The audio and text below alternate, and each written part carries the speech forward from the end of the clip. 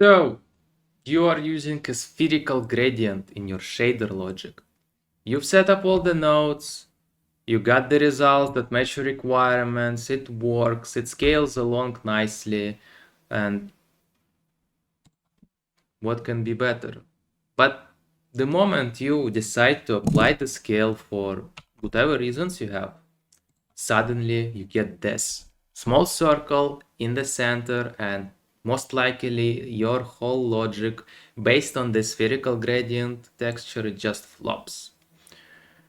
So why does this happen in the first place?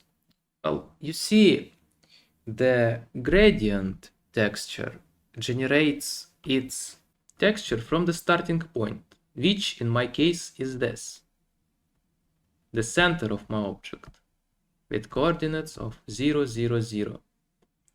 And then it goes to 1 in every other direction. So it goes to positive 1 on y-axis, it goes to negative 1 on the y-axis, it goes to positive 1 on x-axis, and goes to negative 1 on x-axis.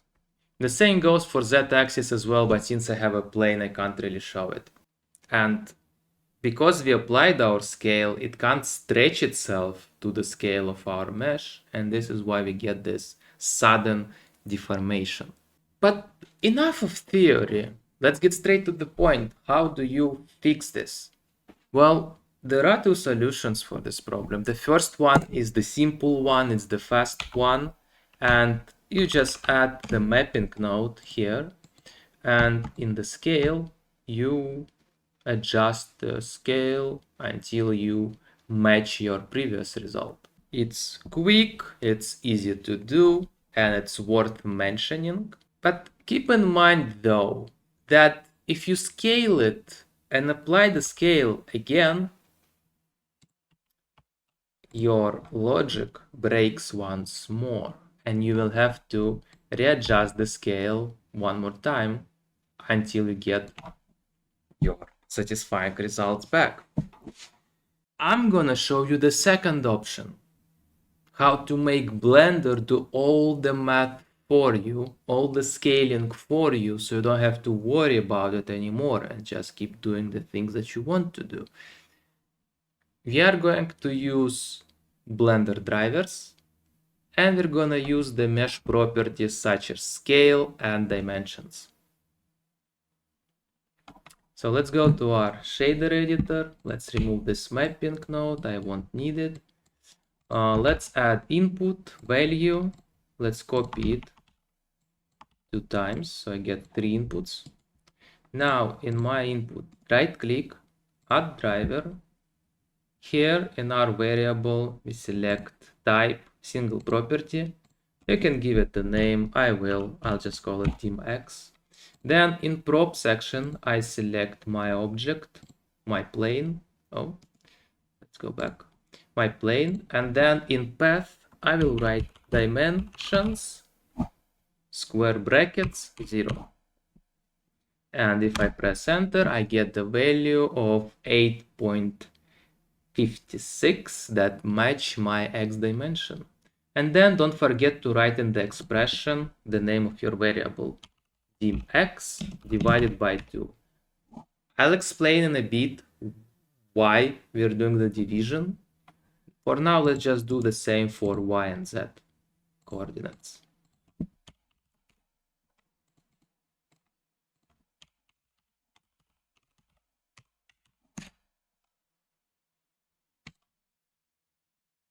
For y, it will be dimensions 1, and for z, it will be dimensions 2.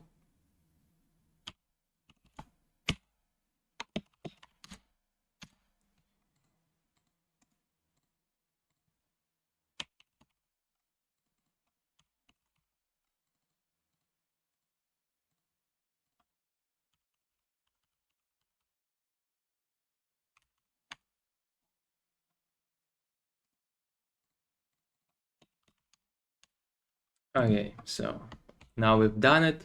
Let's add combine XYZ, and we'll use those as inputs for our x, y, and z respectively.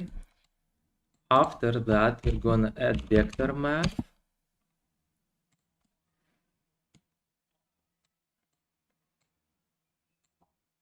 Scale, use this as our vector input, -1. So scale -1 just gives us the negative values for this. And oh yeah, why I did the division by 2. So you see the dimension here, it gives me the length of from one side to the other side, right? But my gradient starts from the center. So this is why I need to divide it by 2. So I will scale it towards one side and the other side from my center, like kinda like a radius, not diameter, but the radius. So now we just need a map branch node. Input it here, switch type to vector. Okay, input once more. And now from min, we're gonna input our negative vector, from max our positive vector, and then to min, we're setting here -1, and to max 1. And well, it didn't work. Oh yeah, because I have a plane, I need to set the z is to 0 in both cases. Yep, like this. So what does this do? This takes our input coordinates from our object, and then it remaps them to values from -1 to 1, and it uses those values in our gradient texture. So this way our gradient texture is painted all over our object. Not just in the middle where coordinates match exactly, but all over the object because of this mapping function. So let's see, let's scale it once more, and well, as you can see, the scaling doesn't work because, well, until I apply my scale, it will be broken. And why is that? Well, this happens because, as you can see, our dimensions input, it's scaled. So, for example, if I look at my vertex coordinates, it shows me 4 meters on x-axis. So the actual length should be 8 meters, but it shows me 4 meters because of my scale of 0.5. So in order to get correct range for my values in map range, I need to undo the scaling for my dimensions. And to do that, we're going back to driver editor. Here we'll add a new input variable. I'm gonna call it scale x, and it's the same at single property. Select our object, and here we type scale square brackets 0.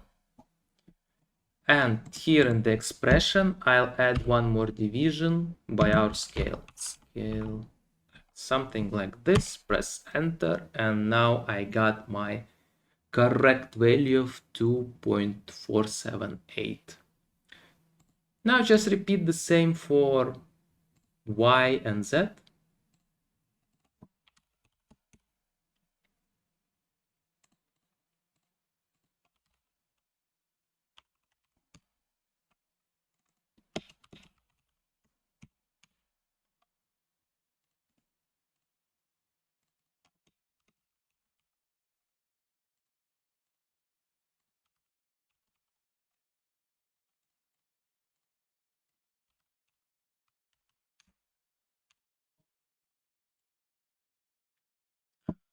And as you can see, this fixed our scaling issue. And now if I apply my scale, it doesn't break. If I scale it again, it doesn't break. And if I apply my scale one more time, it still works as intended. So, well, that's basically what I wanted to share with you, like the tricky part about using the gradient texture. How can you do the automatic scaling?